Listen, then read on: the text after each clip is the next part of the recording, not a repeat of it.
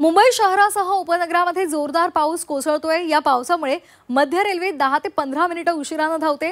तसंच रस्ते वाहतूक सुद्धा काहीशी मंदावली आहे। ढग दाटून आलेले आहे, सर्वत्र काळोख पसरलेला आहे।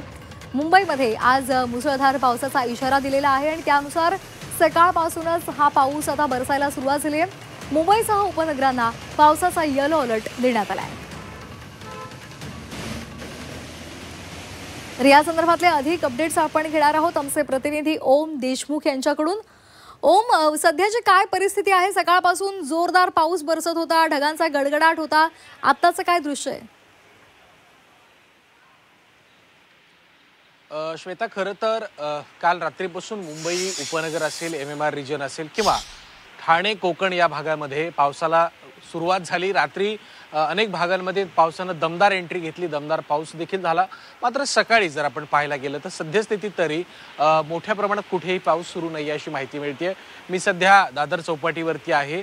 आज सकाळचं जर आपण वातावरण पाहिलं तर सकाळचे 9 वाजता आहेत, परंतु नियमित ज्या पद्धतीचं या ठिकाणी सूर्यप्रकाश असतो त्या पद्धतीचा सूर्यप्रकाश नाहीये। दृश्यमानतेमध्ये सुद्धा मोठा फरक जाणवतोय।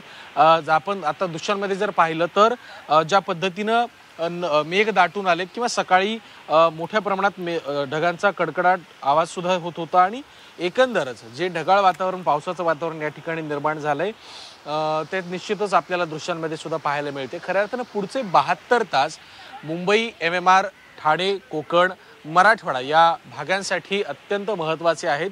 हाय अलर्ट या 3 दिवसांमध्ये 72 तासांमध्ये या भागांना देण्यात आलेला आहे आणि एकंदरच जर आपण पाहायला गेलं तर मोठ्या प्रमाणात पाऊस सुद्धा होऊ शकतो। मराठवाडा जो आधीच पावसामुळे, ओल्या दुष्काळामुळे मोठ्या चिंतेत सापडलाय, मोठ्या अडचणीत सापडलाय, त्या मराठवाड्यावर सुद्धा आता पुन्हा एकदा या 3 दिवसात होणाऱ्या पावसामुळे मोठं नुकसान होण्याची शक्यता निर्माण झाली आहे। या दृष्टिकोनातून खऱ्या अर्थानं 2-3 दिवसांपूर्वी हवामान खात्याकडनं अलर्ट देण्यात आला होता। त्या दृष्टिकोनातून शासनाकडून सुद्धा काल मंत्रालयातनं सुद्धा संबंधित खात्याकडनं या संदर्भात संबंधित जिल्ह्यातील जिल्हाधिकाऱ्यांना, प्रशासनाला अलर्ट देण्यात आले होते, उपाययोजना करण्याचं आदेश देण्यात आले होते। या दृष्टिकोनातून मुंबई, ठाणे, कोकण आणि संबंधित जिल्ह्याची प्रशासन सुद्धा या दृष्टिकोनातून कामाला लागले। त्यामुळे सध्या तरी मुंबईत पाऊस नसला, सध्या तरी खूप मोठा परिणाम मुंबईकरांच्या जनजीवनावर या पावसामुळे होत नसला तरी सुद्धा पुढचे काही तास हे मुंबईसाठी अत्यंत महत्त्वाचे आहेत।